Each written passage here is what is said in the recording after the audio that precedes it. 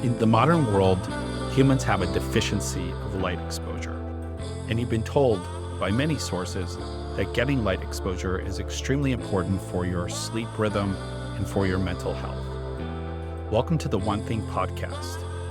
I'm your host, Dr. Adam Rindy. Today we're diving into what modern circadian rhythm science reveals about sleep, energy, and why your lighting environment might be the single most overlooked lever for transforming your health and mood. Joining me today is Dr. Jamie Zeitzer, a leading circadian rhythm researcher, and Lucas Tang, the co-founder of Lumos Glasses, a company rethinking how we use light to sync with our biology. By the end of this conversation, you'll understand why light works as a conductor, orchestrating every system in the body, and why the contrast between bright days and dark nights matters far more than you think. We'll cover the surprising connection between morning light and mood and give you practical tools that fit your life. And before we begin, make sure you check the show notes for a special link that will take you to a download document that will give you a summary of light therapy and its applications and a breakdown of the mechanisms of circadian rhythm and light therapy. We put this together for you as a special gift. Make sure you look at that in the show notes. And now let's jump in. Dr. Zeitzer and Lucas, welcome to the One Thing podcast. It's great to have you here with me today. Thanks so much for having us. Thank you so much. You're welcome. Well, I thought we'd jump right into some of the things that I've been learning from you and learning about your work. And a great place to start would be to hear what people are getting wrong about sleep and energy. You want to take it away, Lucas? Sure. I mean, let's see what people are getting wrong about sleep energy. It depends on what you know. There's certain people that definitely know sleep quite really well, and there's some people that are maybe more lagging behind. I think with Dr. Adam Lin, you guys are quite ahead of the curve. Circadian rhythm is extremely important for your sleep and energy, perhaps a lot more important than people realize. And what's super interesting is that even talking to my professional psychiatrist, psychologist, circadian rhythm, and especially light therapy is one of those things that maybe doctors know to work quite well, but oftentimes the knowledge of it is quite outdated. So what my psychiatrist previously know was that maybe they would recommend on light therapy, such as happy light, first thing in the morning for 30 minutes. And that's it. They believe that's probably sufficient, or maybe that's even how much you need, and maybe more of it is not good. But what we know from modern science is that when you go outdoors, you're getting a lot more light than what you're getting from light therapy in general. And it's generally pretty good for you to be outdoors all the time. So that's something that's quite interesting, especially it's not just about getting light first thing in the morning for 30 minutes. It's a lot more than that. It's almost like a doctor telling you don't go outdoors in the afternoon because the light might hurt you. Or in fact, maybe Dr. Dice can share with you a little bit more about that. I think in general, our philosophy and hypothesis is to bring you closer to what you would get otherwise in nature.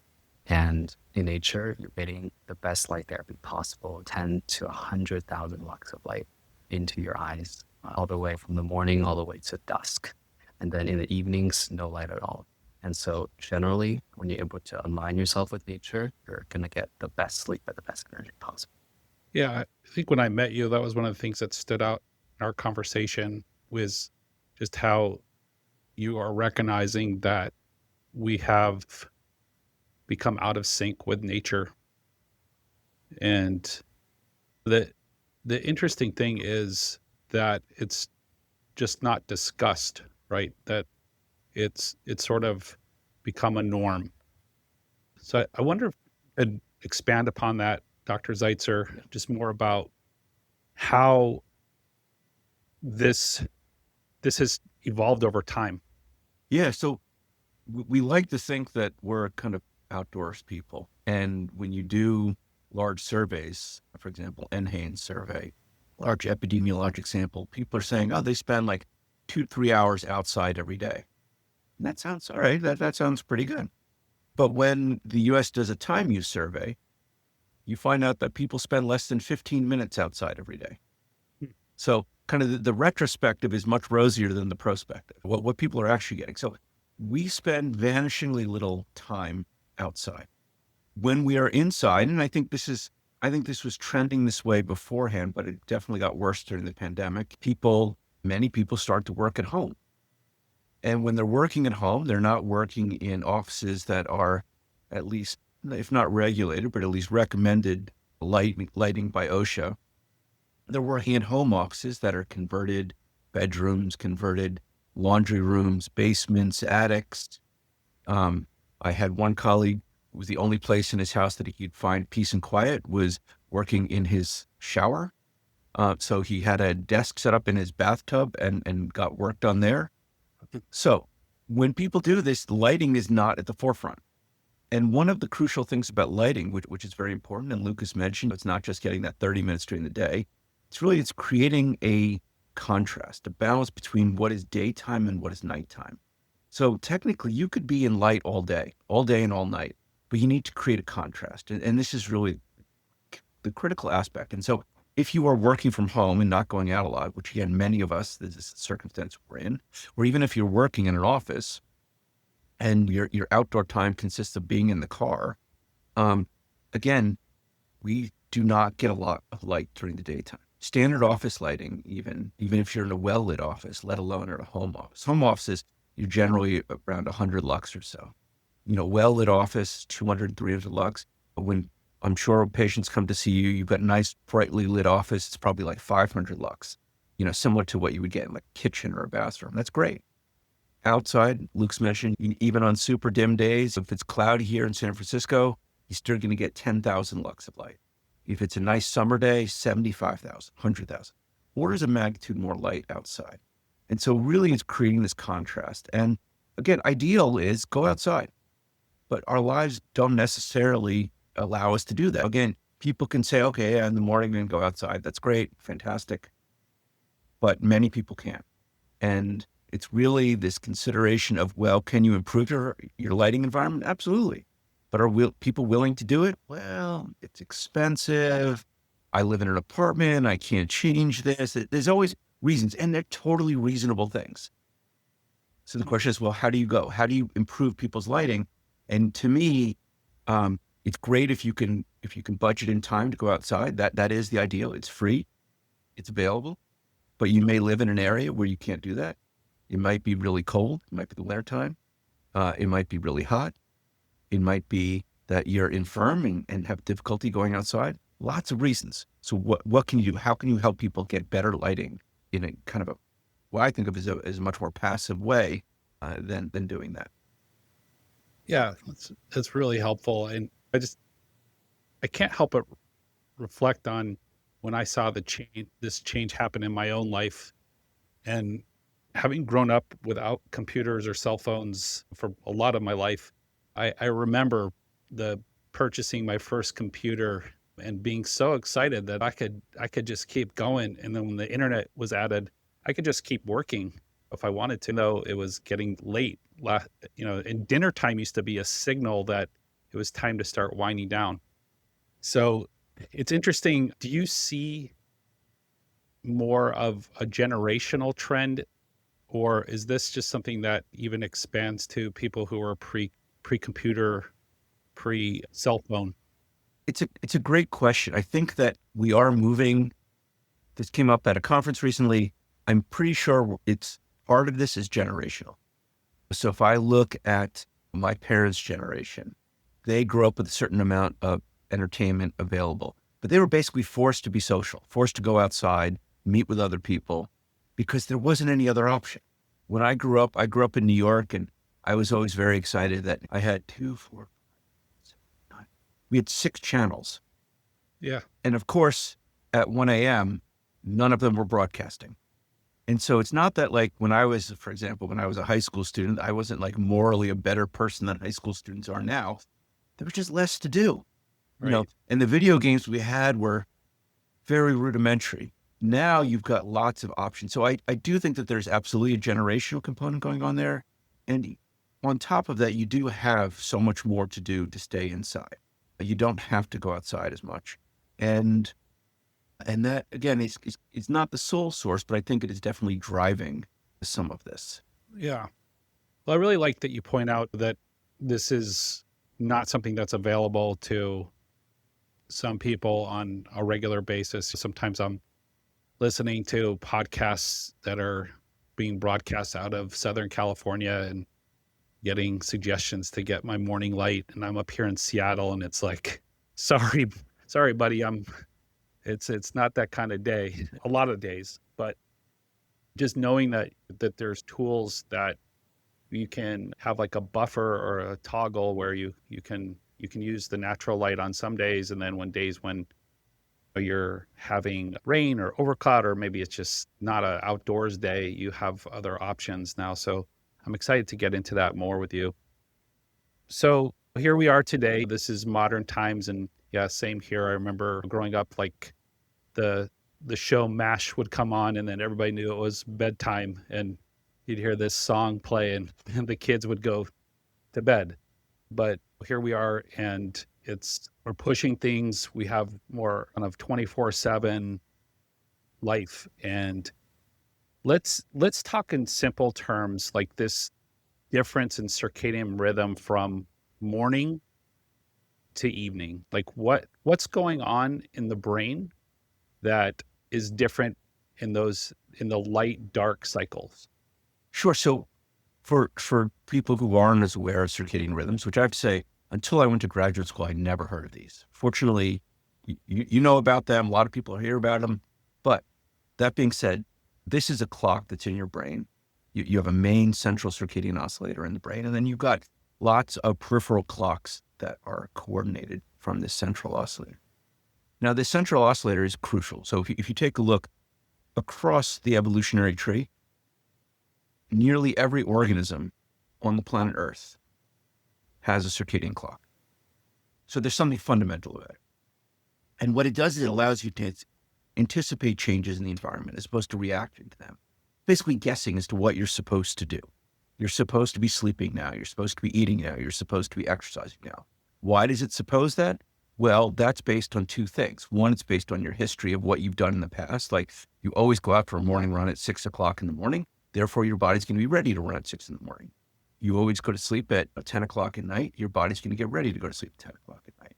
So there's a lot of this anticipatory guidance from this clock. And the clock is basically set by two different things. Your central clock is being set by light exposure. It's how much light you're getting when you're getting it. These are kind of the crucial things. This is if you want to know kind of what the experience is like when you travel and you go across time zones. This is basically your internal clock being out of sync with the behavioral schedule you want to keep. Mm-hmm. And so this kind of jet lag and this adjustment, this is done by light exposure. Light exposure is going to resynchronize this internal clock, the external world you want to be in.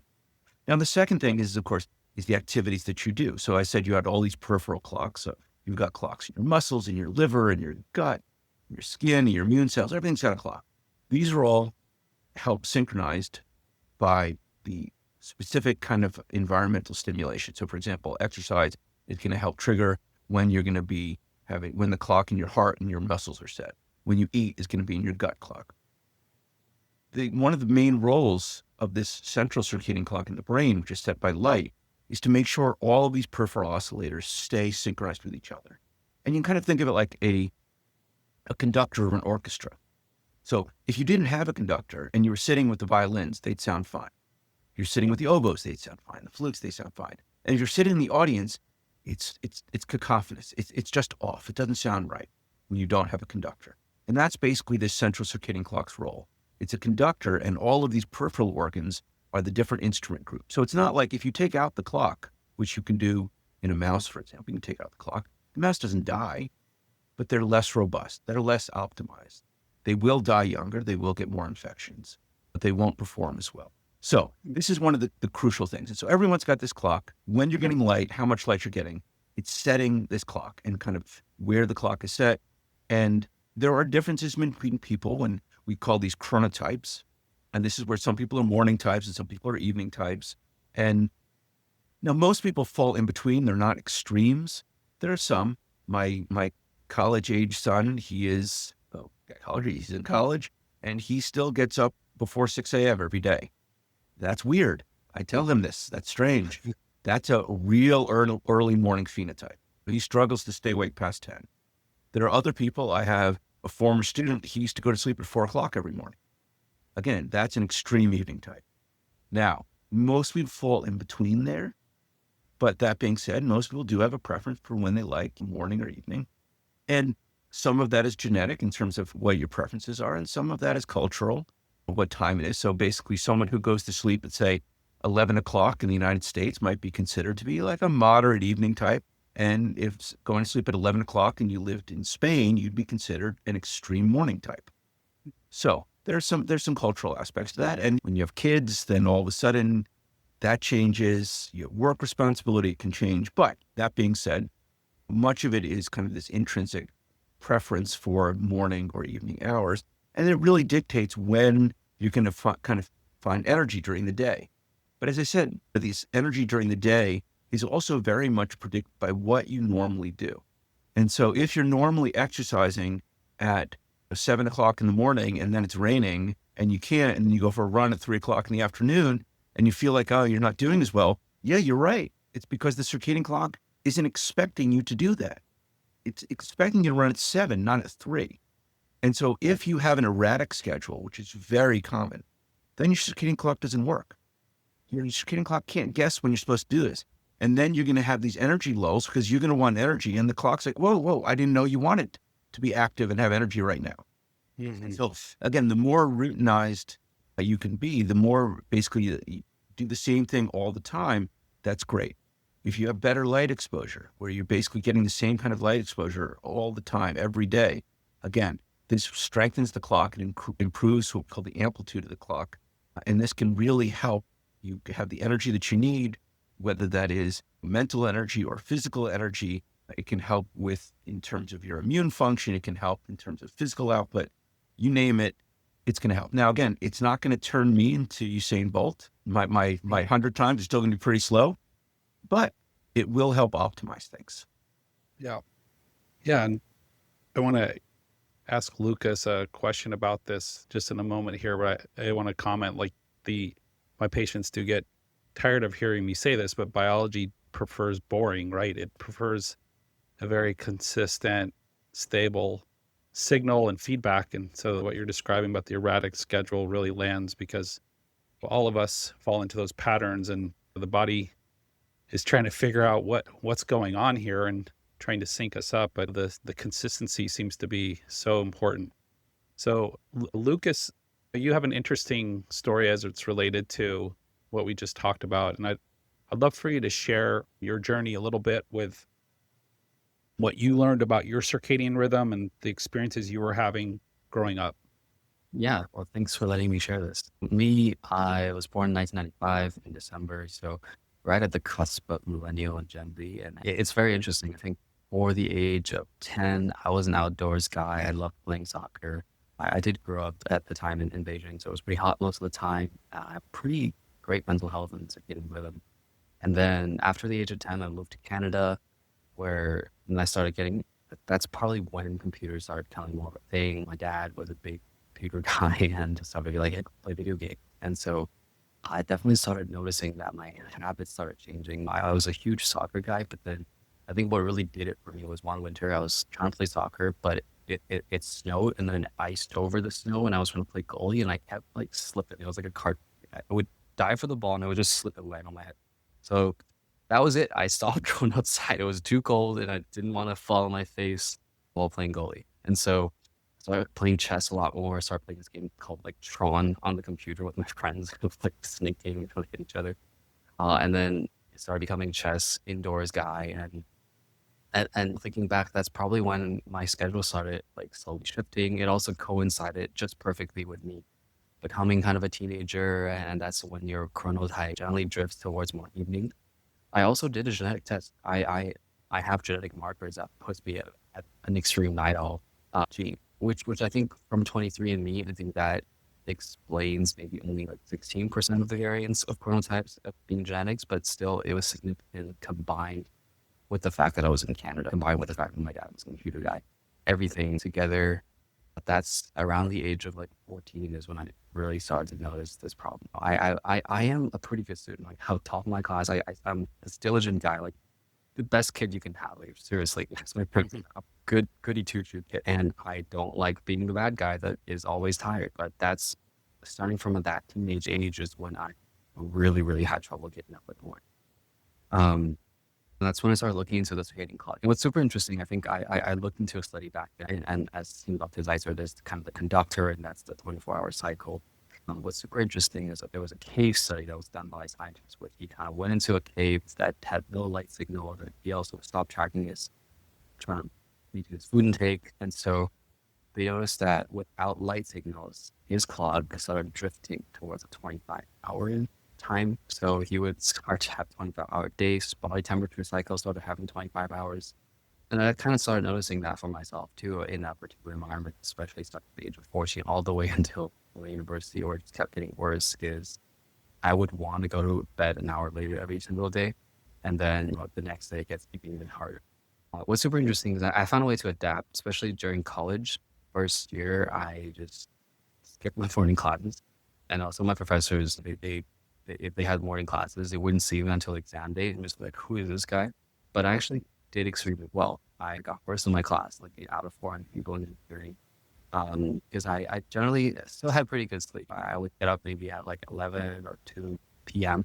and then I would attend all the afternoon classes, and then I would study. I would go outdoors when I can, even if it's cold. But when work started, that was when kind of things started stacking up. Like I can't just skip my morning meetings.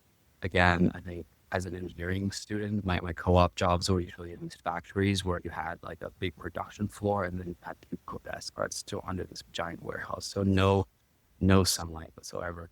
And that's kind of when I had to live with the social jet lag feeling. I felt like my clock was 25 hours and I just had to force myself to be up an hour earlier almost every single day. I mean, it feels like I'm jet lagged an hour every single day. And it really added up. It started like having a toll on my health. And so that's when I started noticing like I felt like a shell of my former self. I used to be this super high energy. I was a good student. If I tried hard, I do really, really well. And I still did well at work, but still, like I just felt that I had no more energy to go out in the evenings. I just wanted to stay in a lot more. And I think that was when like maybe some depression started kicking in because I just didn't feel good. I felt like I didn't want to be social, I didn't want to date, all these things.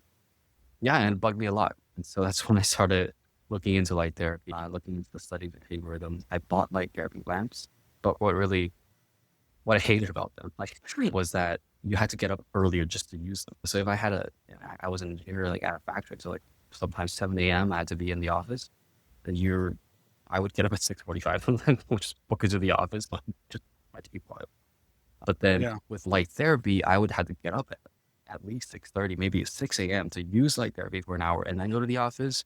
That was too much. I couldn't do it. And then I also just felt too self-conscious to bring a lamp into the office. Like I would blast light into my coworkers that I was trying to impress, right? Of being a good student and trying to get that good rating as an intern.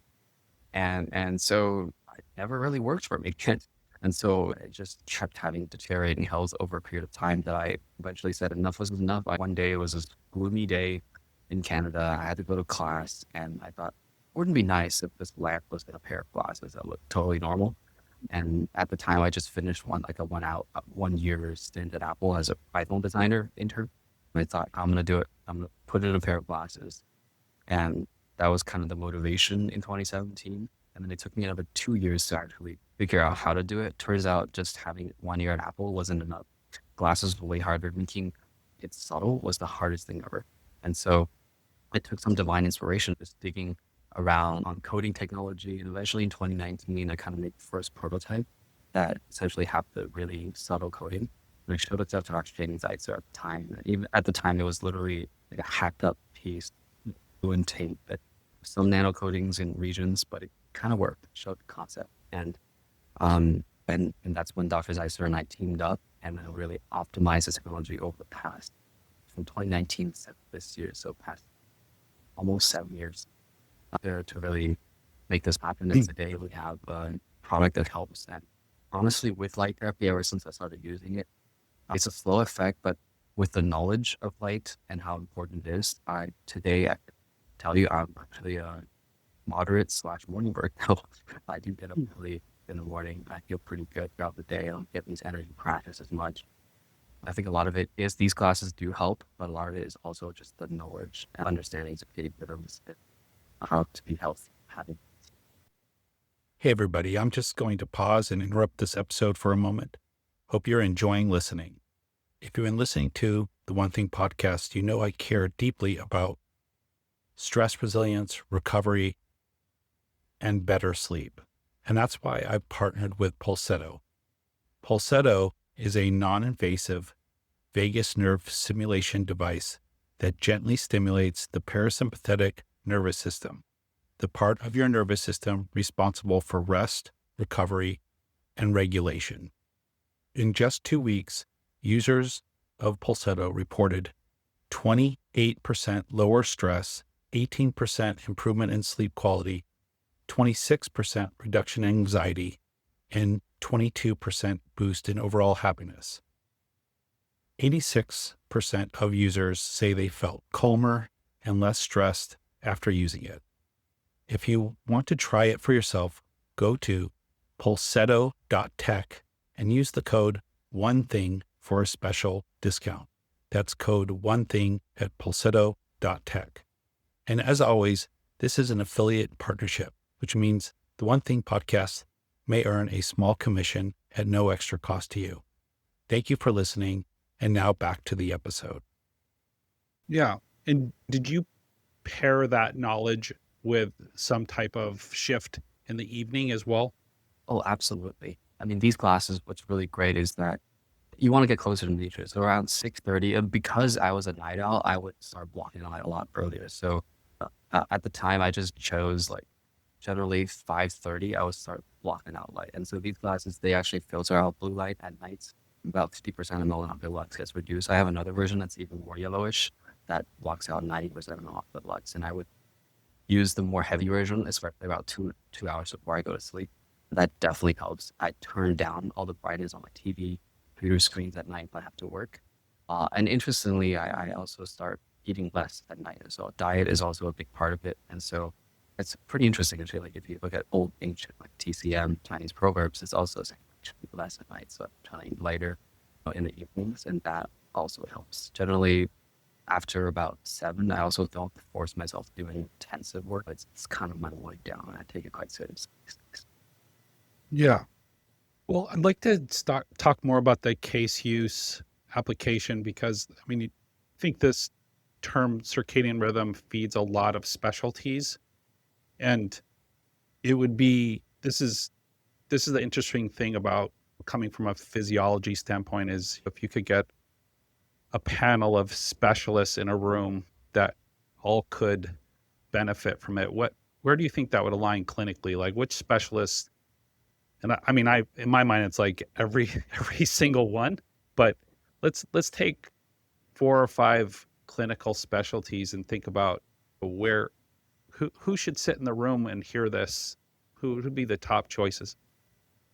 Yeah, I mean, I happen to concur with you that every specialist, to me, it's not a question of if, it's a question of magnitude. There's definitely somewhere, I mean, is there a circadian effect? Sure, but whatever, it's not that big. But there are other ones where you have much, much more robust effects. So, for example, in metabolism, you have very large effects. There's lots and lots of effects having to do with basically optimizing metabolism, not eating at the wrong time of day. So lots of stuff there. Lots of studies have shown that these kinds of things can lead to increased risk of diabetes and obesity. So to me, that's kind of high on the list. Psychiatry is high on the list. Lots of connections with mental health disorders, both the recurrence of mental health disorders as well as new onsets. There's a lot in cardiology as well. Much of cardiovascular physiology is based on this idea that you can basically predict when you're supposed to have these events so you can get ready for them. So if you're 20 years old and your heart's not ready to increase your blood pressure, increase your heart rate to whatever, you're 20 years old, you're fine. You're 75 years old, you're a little less fine if your heart's not ready. So to me, those are the 3 easy ones that I think can absolutely benefit from something like this, understanding that this is really impacting their patient population. And when you look at the patient populations, again, this is often not this is viewed as kind of a lifestyle choice, and so it's often ignored as a potential contributor. And so I think that, again, having them understand this would be very important. Again, especially because this is, I think it's kind of a high yield, low effort type of thing. Getting someone to change their diet, that's hard. Yeah. Getting someone to get better light exposure, like through something like glasses, that's much easier. Yeah. Yeah, definitely. And I kind of add into some of these discussions. My patient population, these people with digestive disorders and chronic fatigue and chronic pain disorders, and this kind of a fibromyalgia population. And we always start with talking about sleep and fibromyalgia, because it seems to be a big link to this chronic pain and fatigue disorder. So yeah, it has so much application, and like you're saying, I think that is such a good point, because when you send someone with the instructions that we just need to improve your sleep, it's like that's a project and a process. And if we're talking about quality sleep, especially, and to know that there's a tool that can entrain their rhythm without much barrier, especially people who are fatigued and not feeling well, is helpful.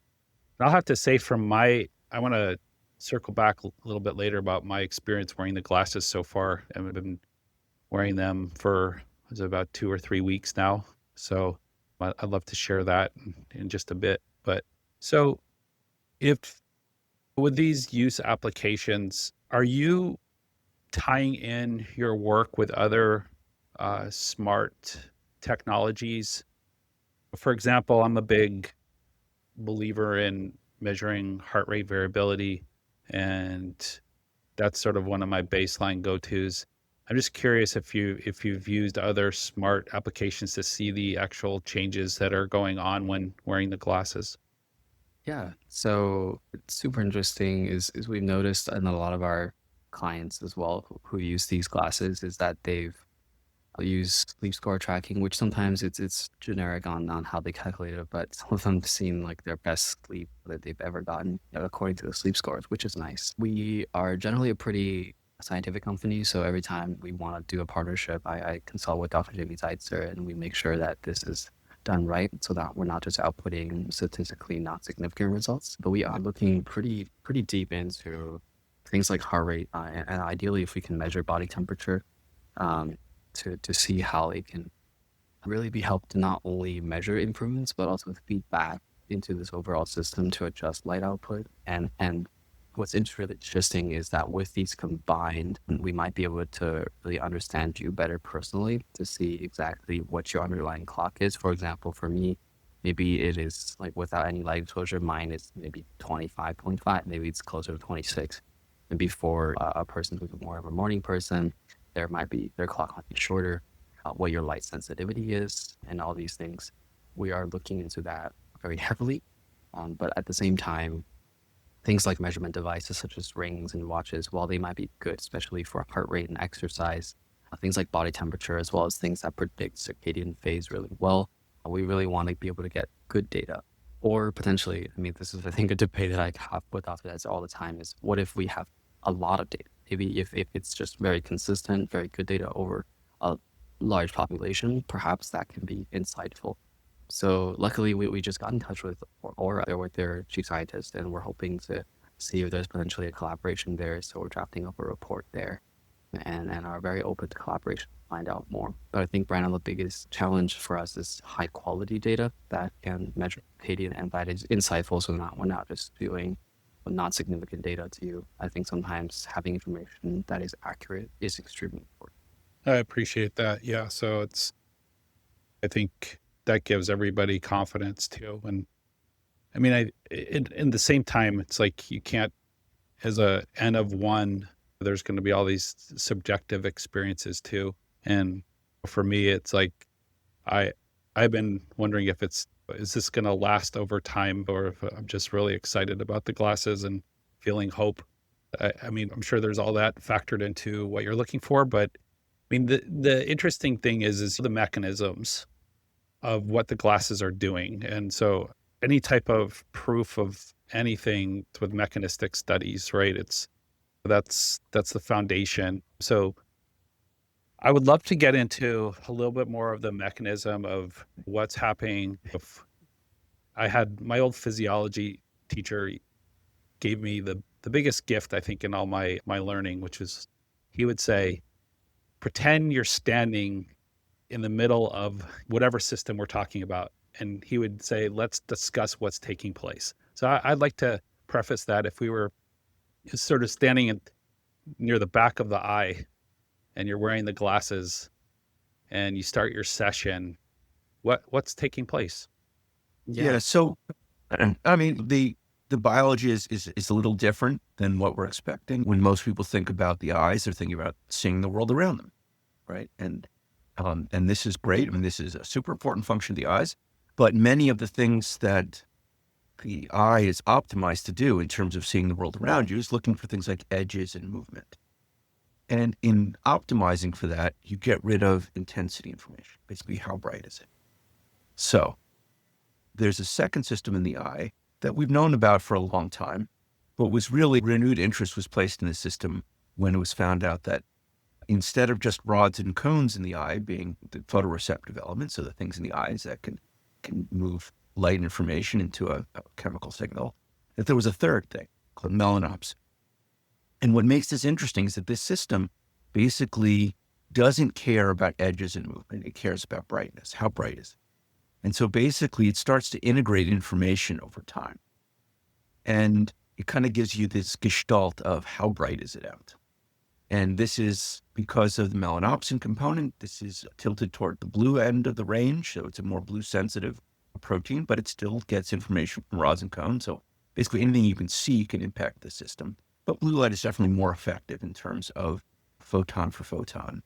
So it gets all this information in and it basically then transmits it. And you can kind of think of it like we were talking about the old video games. This is kind of like a 9-bit video game.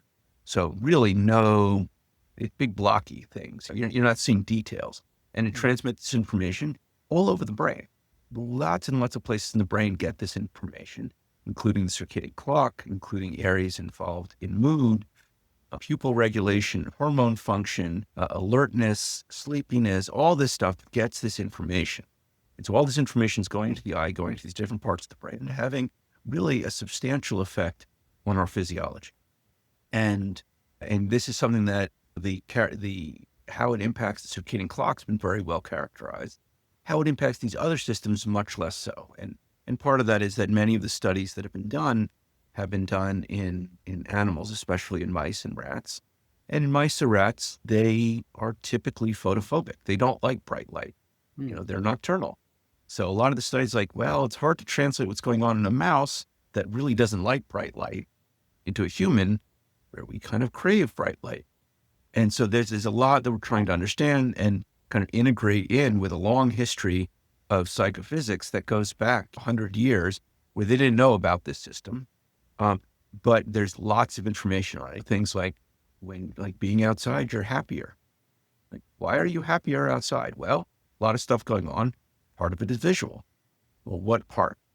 How can we recapitulate this? How can we make you happier if you can't go outside? Mm-hmm. Anything like to add to that, Lucas? Yeah. So, how I was talking about how my cycle was like a 25-hour cycle, and I'm an engineer, so I like to make an engineering analogy here and kind of about how the clock works. And so there's something called a natural frequency. I mean, this is a way big simplification of a circadian clock, but essentially, if you look at a old grandfather clock, it has a natural frequency, which means right now, if I just let this thing swing by itself, it has a certain time before it cycles back. So you can think about this can be like daytime, nighttime, like that. And without an outside signal, such as from light, it drifts over time to kind of its natural frequency, which for me, I believe it's a little bit longer than 24 hours. But if I'm able to get light at the right time of the day, the 1, 2, 1, 2, like that, it's able to control it a lot better.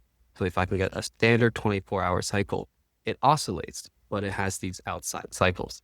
And so what's really cool is that when our SCN gets light at the proper timing, light, dark consistently, it's able to align that to 24 hours, which is good because we have 24-hour schedules such as work, school, exercise, all these things. And so for me, being a high functioning engineer, that's extremely important. And of course, the actual cycle mathematically is a lot more complicated than just a pendulum, but that's something that you can maybe see the mechanistically as how that's functioning with light. That's very helpful. And your glasses have feature, and they also have a manual feature. And the difference between those, I mean, besides the obvious, like, why would someone really want to push the frequency or the light lux higher in certain scenarios versus just you allow the technology to adjust? That was really great. I mean, I'd love to maybe first diverge to Dr. Zeitzer later, but it's also about the frequency I was just talking about, which is kind of like the timing, like left, right, but also amplitude matters as well. So if you're getting a pretty strong circadian signal left, right at the right time, you're a lot healthier. Your performances are better. You're more optimized. And so if you're someone that is really, really an athlete that you need that extra performance, maybe you got that board meeting coming up where you have to present to investors, that's when, if you want to be a power user, you want to be a biohacker, that's when our boost mode and extra lighting can absolutely help you. And I think Dr. Zeitzer's his recent paper, I'm not sure if it's published yet, I think it's published, about amplitude. And so getting more light, especially at the right time during the day, definitely improve that amplitude, make you more optimized than just kind of synchronizing just to make sure that your timing is doing well, but also just how strong you are with that time. Got it. Yeah, no, absolutely. It's getting light at the wrong time can be just as bad. So it's not just about just ramping up the light all the time. And so imagine, because it's pendulum and you hit it the wrong place and you give it a nice hard strike. Well, that's going to completely mess things up. It stops. Yeah. Yeah. Running. Yeah. Bad, very bad. Yeah. Yeah. Yeah. Very interesting. Yeah. So the glasses, I will say, I think this was a really amazing move by you all. Is, they're fashionable. When I wear them, I've received many compliments, and I'm not someone who wears glasses, but in general, it's been interesting just to see, the reactions from people. And I think as someone who may have otherwise, if they were drawing different reactions, you might feel resistant to do these sessions, but that good move on that part. I'll also say I've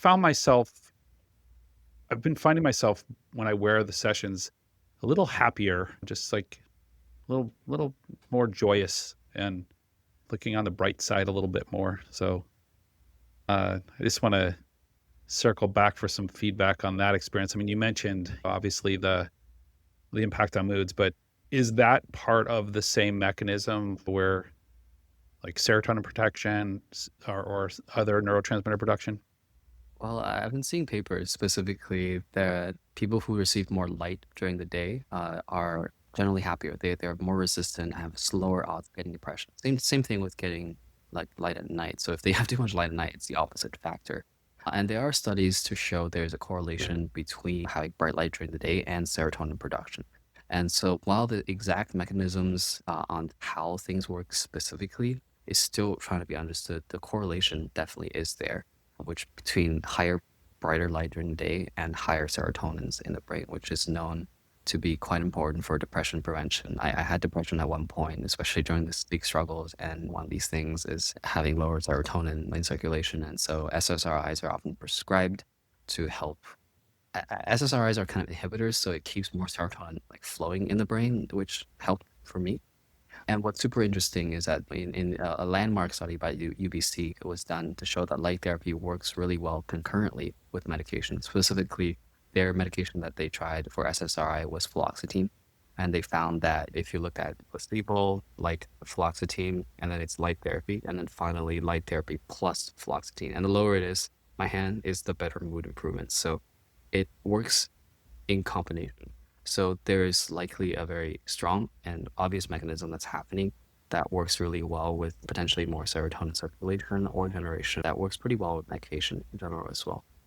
We'd love to, once Lumos gets more funding, to fund more research to understand it specifically what's going on in the brain. Obviously, with human trials, it's a lot harder, especially if you want to dissect someone's brain. So definitely serotonin is a factor. It's a pretty strong factor in addition to melatonin, which serotonin is a precursor to melatonin. So if you're getting a good amount of serotonin during the day, that adds fuel for converting into good sleep at night. Got it. So what and we're getting close to finishing up here, but I just was curious, like, for both of your opinions, like, what's the gap between this concept and wider use? Like, what needs to take place? People like you, people spreading the word. I think it's super important. First thing is about understanding how powerful circadian rhythm is. I think before, even as a kid, or thinking about like, it's just a rhythm. It's just like when you get up, it's probably fine. And it's probably even as a kid, we crave sometimes novelty, and so having a messed up rhythm is probably fun for us.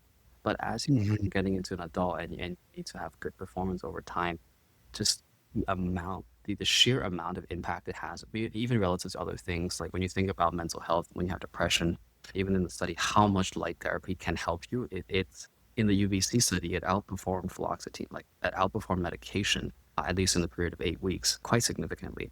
And so just correcting your circadian rhythm, how much of an impact it can have on your mental health and physical health is, I think, largely understated and undervalued in current society. So spreading the knowledge that having good circadian rhythm is important for you and how important for you is key to start. And then, of course, after that, realizing, okay, now how do I actually get this to my lifestyle? Do I want something that is fashionable? Personally, if you can afford to use a lamp, if you're just at home all the time, that's perfectly fine. That's totally great. You can go outside, that's amazing for you. But you don't have to get our glasses. But if you need it, like someone, for me, that I travel a lot, I work in a lab a lot. If you want something, just get it anytime during the day that you want, then these glasses are for you. So definitely spreading the knowledge is key. And also just getting people aware that these glasses are out there. I think right now we're still like second page on Google. So we're trying to climb the ranks. And so having more people like you talk about them, sharing the word, that would be amazing. Excellent. Anything you'd like to add for that, Dr. Zeitzer? No, that was perfect. Again, I think that the technology is mature, the biology is mature. It's just a question of getting awareness out there, right? Okay. Both that this exists and can be helpful. Excellent. And just finally, like, any warnings or precautions for people or special populations that might need to be careful when implementing light therapy in general? Absolutely. So people with potentially eye disorders, so if you're taking certain antibiotic medication, you're more sensitive to light. So these times when doctors recommend to actually not go outside. So that would definitely be someone to watch for. If you're albino, work with your doctor. Doesn't mean you don't do light therapy, just talk with your doctor. Another one is potentially mania and bipolar depression. Generally, light therapy can help, but it's a very precise thing to do, because sometimes light therapy can make you a little bit too happy or too hyper. That would maybe cause people to spend too much money in things like mania. That would be important to control. Excellent. Well, this has been really enjoyable. If there's anything else you'd like to add, please feel free. But otherwise, I think this was a great launch pad for people to understand how to understand circadian rhythm and how to incorporate light in a more practical, ready, and accessible way. This is the One Thing Podcast, and I'm your host, Dr. Adam Rindy. The One Thing Podcast brings together leaders in functional and naturopathic medicine to discuss actionable information that may unlock puzzles in the areas of gut health, brain health, metabolism, and longevity. Please note, these episodes do not replace the opinion of your doctor. They are not intended to diagnose or treat any condition. Please discuss this information with your provider and discuss your own unique personal health history before adapting this information. Please subscribe to our episodes so that you can stay on top of the most current information in these areas of medicine.